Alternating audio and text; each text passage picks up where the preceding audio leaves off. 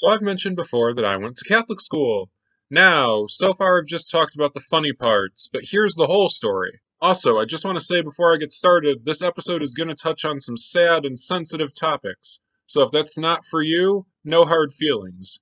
I'm making these episodes like a TV show, and for every funny or exciting episode, there's going to be at least one hard to watch one.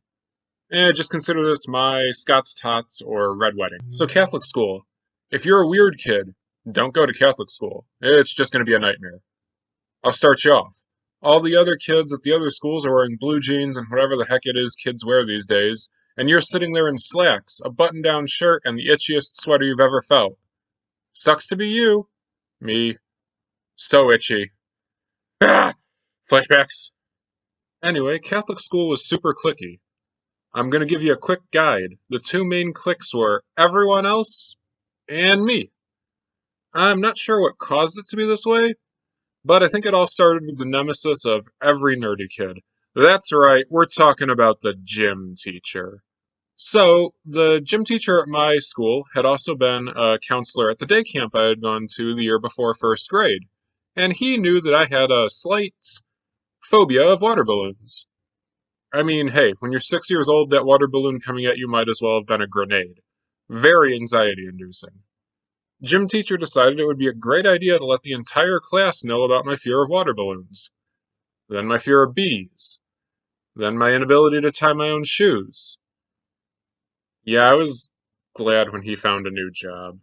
So every now and then my clique would grow by a whopping 50%. And by that, I mean I'd have like one friend and then I'd get made fun of for a few months and leave the school. This went on this way from about first through second grade. Being around me seemed to be some kind of one-way ticket to rejection and banishment. It got so bad that kids' parents were talking to the school to make sure their kid wasn't partnered with me in like gym class or science projects or whatever else because it would be bad for them to get picked on that much. So second grade is also when stuff started to ramp up from not fun to wow, this is why school is compared to prison by some kids. So there was this one kid. Let's call him Schmidt. Yeah, so Schmidt had a troubled home life, and that really sucks. But what sucked even more was that Schmidt decided the best way to handle that was to take it out on me. Dude would make fun of me every day, but the three times that really stick out in my mind are the time he flung peanut shells into my eyes, the time he jumped on my back and started trying to beat me up, and the time at a Cub Scout meeting around Christmas when the kids were being asked what they wanted from Santa. So he listed off a bunch of weapons and then ended it by saying he would use them to unalive me. Yikes. Uh, Biggest day of relief in my life up to that point was the day that I got told he wasn't coming back to school. That was also the year I had a teacher who was really not a fan of the arts. Like, this lady had to be forced to include anything with creativity in her classroom. Like, I'm talking, she went out of her way to crush the dreams of anyone with even a little bit of talent or just enthusiasm. So mine and like three other arty kids got called atrocious in front of the whole class anytime there was a project involving drawing, coloring, etc. Third grade. Third grade was wonderful. I liked Pokemon. Everyone loved Pokemon. I had a teacher who was this wonderful, nurturing marshmallow of a woman who made everyone feel special and loved and valued. I'm glad stuff was better and I could go on to have a happy childhood, and every other grade would be perfect from here on out. No. Fourth grade. Oh boy. In the fourth grade, the school had this philosophy of weeding out anyone who wasn't smart enough to be there. They did this by having both teachers in that grade be the meanest ladies you could ever meet and having them assign 8 hours of homework a night to a bunch of 11-year-olds. This was around the time that, as I've mentioned in a previous episode, some parent shames their kid into growing up and not playing Pokemon, and then suddenly Pokemon isn't cool anymore. Of course, I was the last one to get this message, so I got made fun of by the other kids for still liking Pokemon.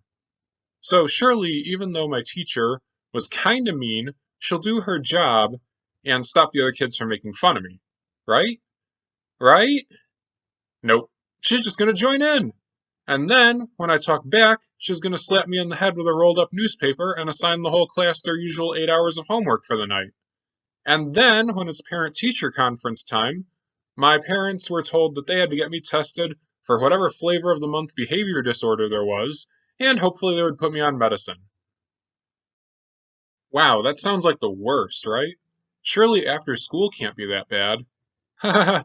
Oh, that's funny. Let's see, my parents started working longer hours, their careers were taking off, so I had to go to the after school program. So, remember Schmidt? Yeah, he wasn't the only troubled kid at that school, and there was this eighth grader who was exactly like Schmidt, but on steroids. Let's call him Schmidt 2. He also decided that because I was growing faster and was taller than most of the other fourth graders, that I must be dumb, and the reason I was so big is that I was held back. Well, what do you do with kids that have been held back, according to Schmidt 2? Try to beat them up in the hallway at after school program, of course. Thankfully, I was also too big to get shoved into a locker. Not that he didn't try. Honestly, this is when I broke. I put up a shell over my squishy little happy self and got mean. Stopped trying in school, and sure as heck stopped trying to do the 8 hours of homework assigned every night. If anyone made me sad, I'd clap back 3 times as hard, usually going too far. I got good at making other kids cry. And honestly, I'd act up because I was bored. Anyway, I decided I was a troublemaker, and that was my lot in life, I guessed. Unfortunately, being a troublemaker can get you in over your head. Eventually, other kids realized they could do bad stuff, blame me for it, and get off scot-free. Some highlights include when some kid decided to flood the bathroom in the church and create some sort of Noah's Ark 4D experience, I guess. Some kid writing a rude note to a group of girls using adult language I wouldn't learn for another 4 years. People stealing each other's stuff and blaming me. Making up rumors, and then anytime they were asked where they had heard it, guess who was the mastermind behind it? Yep, me. Really, anything bad they did could easily be pinned on the guy who talked back to teachers and had a rather open relationship with the rules. Every now and then, though, I'd get blamed for something that couldn't be me, like when another kid literally jumped out of a window and ran off. But more often than not, I'd get blamed and have to take punishment for someone else. By the time I reached the sixth grade, I was starting to get blamed for stuff beyond my comprehension. The most infamous one was making an adult version of the game MASH.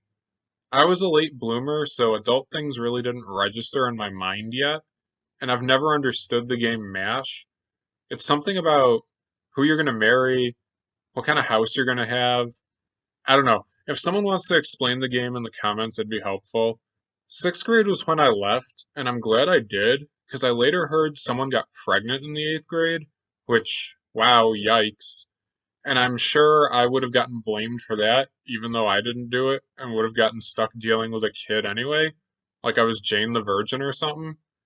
Straight out of a telenovela, right? Anyway, when I was in the sixth grade, my little sister had gotten to the mean fourth grade teachers and was not doing well. Where I had just kind of stopped doing homework, she had been trying to do the 8 hours of homework and was burning out.